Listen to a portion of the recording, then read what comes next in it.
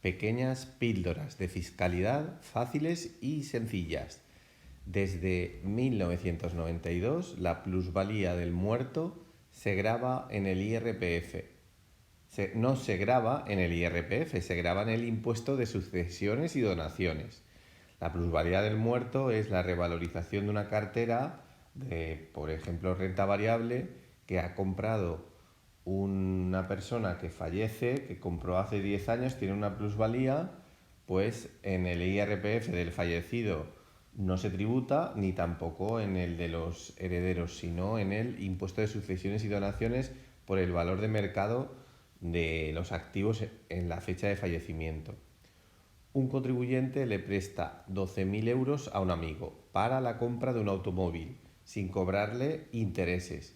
Pues a efectos del IRPF, si te lo detectan, se considera que le has cobrado al amigo el interés legal del dinero, aunque no lo hayas cobrado. Y tienes que tributar salvo que pruebes, en contrario, la gratuidad. Una persona física presta un servicio profesional a una sociedad de la cual es socio por 900 euros, pero el valor de mercado es 1.500.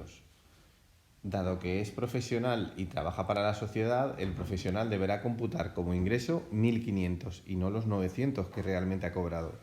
Y la sociedad imputará como gasto en esa misma cantidad los 1.500. ¿Cómo saber la residencia de un contribuyente? Pues se considera que un contribuyente es residente y por tanto tributa al IRPF si ha residido en España más de 183 días o tiene el núcleo principal de actividades en el territorio español, o bien que resida el cónyuge no separado legalmente y los hijos que dependan de él. Vale, es residente español. ¿En qué comunidad vive? Vive en aquella donde haya permanecido más tiempo en el periodo impositivo, o donde se halle su residencia habitual, o su centro de intereses. ¿Vale? Vale, cantidades exceptuadas de gravamen en el IRPF que aunque obtengamos ingresos se exceptúan. Los gastos de locomoción a 0,19 euros el kilómetro. Los gastos de alojamiento justificados con que tengas factura. Los gastos de manutención con pernocta o sin pernocta, que con pernocta serían entre 53 y 91 euros, sin pernocta 26 y 48. Sobre la retribución en especie, para la vivienda siempre vas a tributar, si te la ceden en uso por tu empresa, por el 5% del valor de catastral o el 10% si no se ha revisado en los últimos 10 años. Y si te ceden un coche, si es propiedad de la empresa, pagarás por el 20% del coste de adquisición de ese coche por la empresa, o bien si el coche no es de la empresa, sino que lo ha alquilado o lo ha comprado para dejártelo, se lo han cedido para dejártelo, se utilizará el 20% del valor de mercado. Si es propiedad, adquisición; si no es propiedad, valor de mercado. Ejemplo, un trabajador cobra 32.000 euros y le dan una vivienda con valor catastral no revisado de 58.000 euros. Pues este trabajador, aunque no paga alquiler o cuota de hipoteca, tendrá que tributar como retribución en especie en Hacienda el 10%, al no ser catastralmente revisado, de 58.000. Tributará por 5.800. ¿Vale?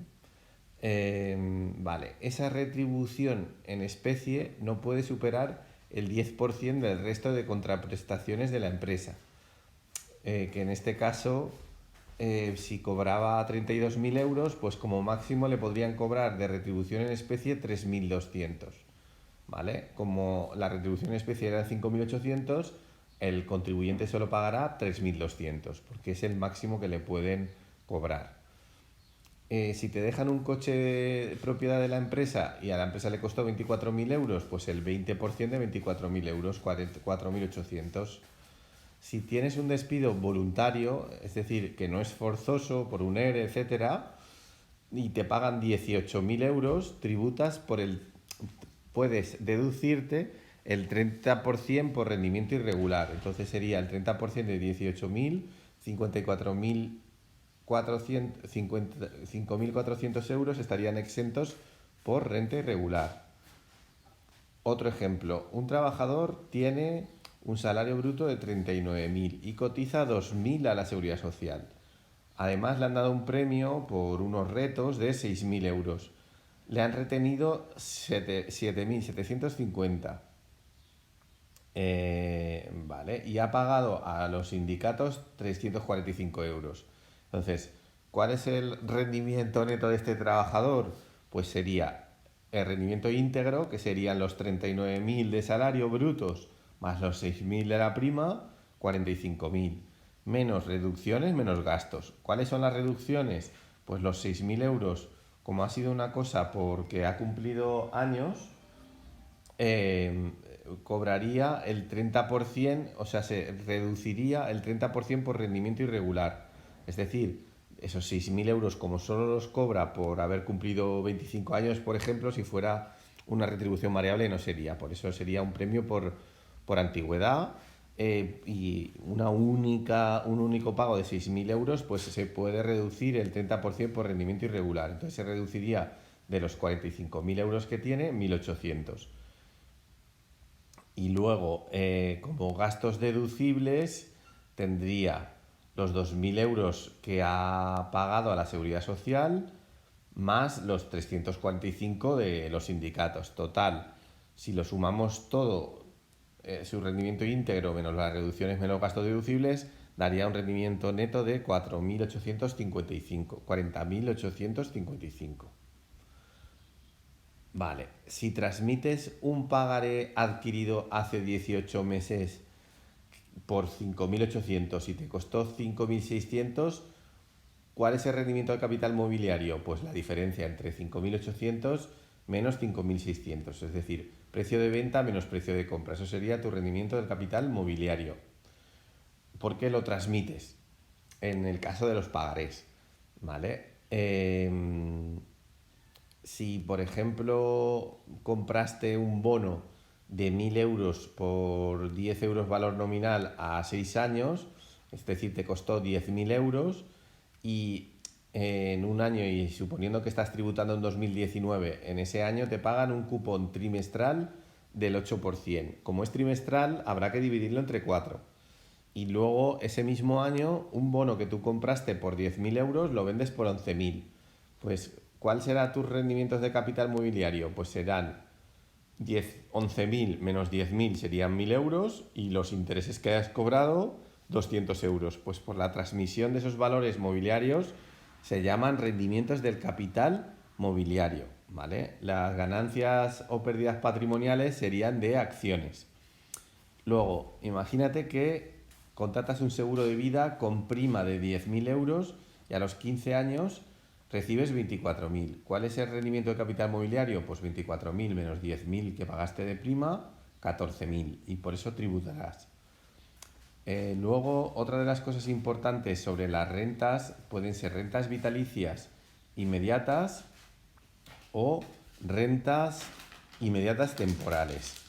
Si estamos hablando de una renta vitalicia inmediata, es decir, una renta vitalicia que no es por herencia, tributa de acuerdo con la edad que tenías al constituirla. Por tanto, si tienes menos de 40 años cuando constituyes una renta vitalicia, tributas sobre la renta que tengas el 40%. Si, por ejemplo, tuvieras más de 70 años, solo por el 8%.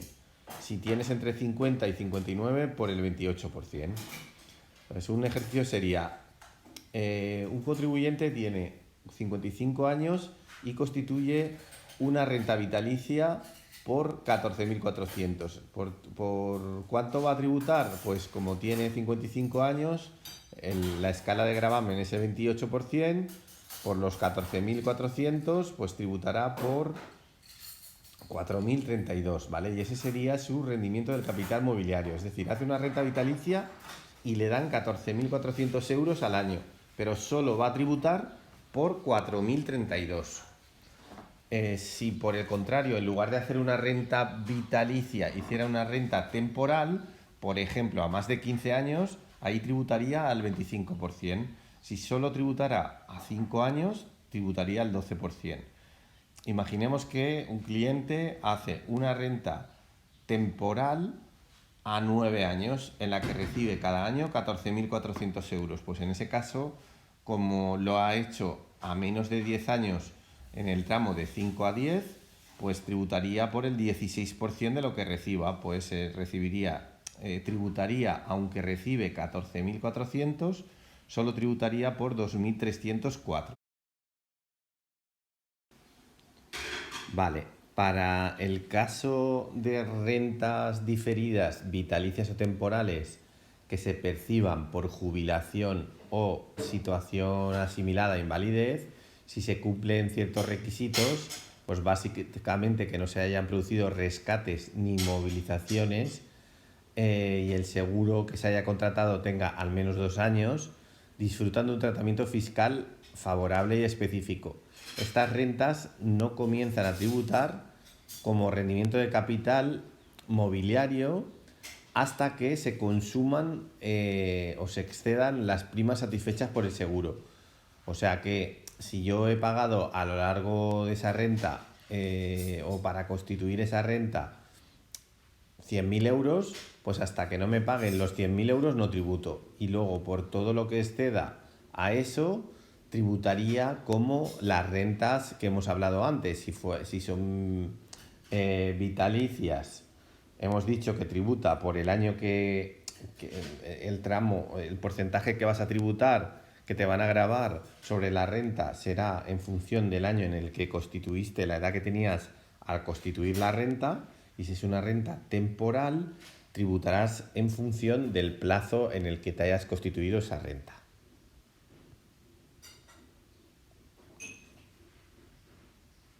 Vale, entonces, por ejemplo, aquí te dice, a los 54 años contratamos un seguro de prima única de 12.000 euros. Es una renta y nos dan una renta vitalicia de 1.200 euros anuales. A los 5 años rescatamos porque necesitamos el dinero y nos dan 10.500 euros. ¿Cuál sería el rendimiento del capital mobiliario? Pues aquí sería, a ver, yo puse 12.000 y me van a dar 10.500. Por tanto, ¿cuánto me van a dar? 10.500 más, ¿cuánto me daban? Pues yo, digamos, mis plusvalías serían los 10.500 que me van a dar más los 1.200 por 5 años que lo he tenido. Entonces serían 6.000 euros. Ahí tendría 16.500 de ingresos. Pero, ¿cuál sería el coste? Pues a mí me costó 12.000 euros y he tributado por el 28% de esos 6.000 euros, porque yo tenía 54 años cuando la constituí. Entonces, en este caso, aunque me van a dar los 10.500 euros, solo voy a tributar por 2.820, que sería la diferencia entre las cantidades que estáis viendo. Vale, otra de las cosas que se podrían considerar rendimientos de capital mobiliario serían si yo le compro a un autor los derechos de explotación de su novela. Si yo cobro esos derechos de explotación, para mí esos son rendimientos de capital mobiliario. Si, por ejemplo, yo vendo la propiedad industrial sobre un invento que he hecho pero que no es mi actividad principal, también sería rendimiento de capital mobiliario. Si alquilara mis electrodomésticos a otro particular, también sería rendimiento de capital mobiliario. Y si cediera el uso de la imagen para un anuncio, los ingresos que obtuviera no serían ingresos profesionales ni ingresos de renta de trabajo, serían rendimientos de capital mobiliario. Y también los intereses de una compra-venta a plazos entre particulares, estos también son rendimientos del capital mobiliario. Vale. Si alquilas tu piso y te pagan el IBI y los suministros de agua y luz y alquiler, también estos serían rendimientos del capital inmobiliario, porque se asocian a un inmueble. Y luego un ejercicio de atribución de rentas de capital, de rentas de rendimientos de capital inmobiliario sería: Pedro, por ejemplo, recibe 2.400 euros por el alquiler de un local. Y este local le costó 10.000 euros hace 10 años. Además, le pagan 1.000 euros por unos desperfectos. Entonces, el valor catastral del local son 30.000 euros y no lo han revisado en los últimos 10 años. El IBI son 200 euros y el arrendatario paga los suministros. ¿Cuál es el importe del capital inmobiliario? Pues los rendimientos íntegros serían 2.400 euros por el alquiler del local más 1.000 que recibe de manera extraordinaria por unos desperfectos. Como son extraordinarios y no son habituales, se puede reducir el 30% por rendimiento extraordinario. Luego, como gastos deducibles, tendría los 200 euros del IBI, más podría deducirse el 3% de la amortización del valor catastral no revisado, que serían de 30.000 euros, como hemos dicho en el enunciado. Por tanto, el rendimiento neto sería todo lo que ha ganado como rendimiento íntegro, los 2.400 más 1.000, menos las reducciones, menos los gastos deducibles. Que aquí la única cosa que nos tenemos que acordar es que se puede deducir el 3% del valor catastral no revisado. Cuando el adquiriente, cesionario o arrendatario o subarrendatario del bien inmueble o el derecho real que recaiga sobre el mismo sea el cónyuge o pariente, incluidos los afines, el rendimiento neto total del capital inmobiliario no podrá ser inferior al que resulte de aplicar la imputación de rentas inmobiliarias, es decir, el 2% del valor catastral o el 1,1. O sea que si, por ejemplo, mi rendimiento neto fueran 2.000 euros y eso es inferior al 1,1 o al 2, en función de si está el valor catastral revisado, si yo le alquilo mi bien a un familiar, como mínimo voy a tributar al 1,1 o al 2% de valor catastral no revisado, ¿vale? Esto es importante. Y poco más. Estos serán los ejercicios y seguiremos viendo más cosas.